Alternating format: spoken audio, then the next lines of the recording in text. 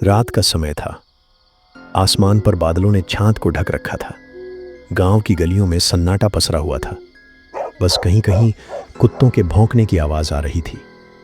और उस सन्नाटे के बीच गांव के बाहर खड़ा एक प्राचीन बरगद का पेड़, जिसके नीचे हमेशा लाल कपड़े, नारियल और अगरबत्तियां जलती रहती थीं। गांव के लोग मानते थे कि उस पेड़ में किसी औरत की आत्मा बंधी है। कोई उसके पास रात को नहीं जाता था, क्योंकि जिसने भी हिम्मत की वो कभी जिंदा लौटकर नहीं आया। गांव में एक लड़का था, अर्जुन। अर्जुन 22 साल का, जिज्ञासु और थोड़ा जिद्दी किस्म का। उसका मानना था कि ये सब अंधविश्वास है, भूत प्रेत जैसी कोई चीज़ नहीं होती। उसकी माँ अक्सर उसे चेतावनी देती, बेटा उस पेड़ के पास मत जाना, वहाँ जाने वाले कभी वापस नहीं आते। लेकिन अर्जुन हंसकर कह देता, अरे माँ, ये सब बस तुम्हारी कहानियाँ हैं, असल में कुछ नहीं होता।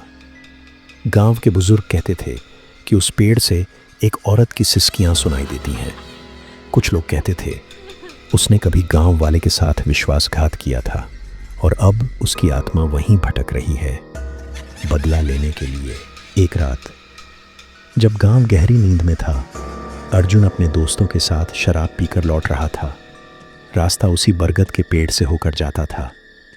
दोस्तों ने कहा, चलो दूसरा रास्ता लेते हैं। लेकिन अर्जुन हंस पड़ा, अरे डरपोकों, मैं तो सीधा इसी पेड़ के पास से जाऊंगा। वो आगे बढ़ा। हवा अचानक ठंडी हो गई, अगरबत्तियों की लौ अपने आप बुझ गई। और जैसे ही अर्जुन पेड़ के नीचे पहुंचा, उसने सुना एक औरत की धीमी सिसकियां, क्यों आए हो यहाँ, वापस चले जाओ। उसके दोस्त डर कर भाग गए, लेकिन अर्जुन वहीं खड़ा रह गया। उसने कहा, कौन है वहाँ, सामने आओ। और तभी पेड़ की डाल से लाल साड़ी पहने एक औरत लटकती हुई दिखाई दी। उसका चेहरा आधा जला हुआ था और आंखें सुर्ख। अर्जुन के पैरों तले जमीन खिसक गई। अगली सुबह अर्जुन बीमार पड़ गया।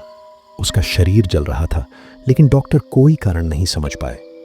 वो बार बार बड़बड़ाता, उस पेड़ के नीचे औरत, वो मुझे बुला रही है, वो मुझे छोड़ने वाली नहीं। अर्जुन की मां घबरा गई। वो गांव के पुजारी को बुलाती है। पुजारी ने कहा, ये आत्मा अब अर्जुन को चाहती है, अगर इसे नहीं रोका गया तो अर्जुन की मौत पक्की है। मां ने रोते हुए कहा, लेकिन ये औरत कौन है बाबा, क्यों हमारे पीछे पड़ी है? पुजारी ने लंबी सांस लेकर कहा, ये आत्मा कोई और नहीं, तुम्हारे परिवार का ही एक पुराना कर्ज है। सालों पहले अर्जुन के पिता ने लालच में उस औरत को धोखा दिया था। वो औरत गर्भवती थी, लेकिन उसे मारकर उसके शव को इसी पेड़ पर लटका दिया गया।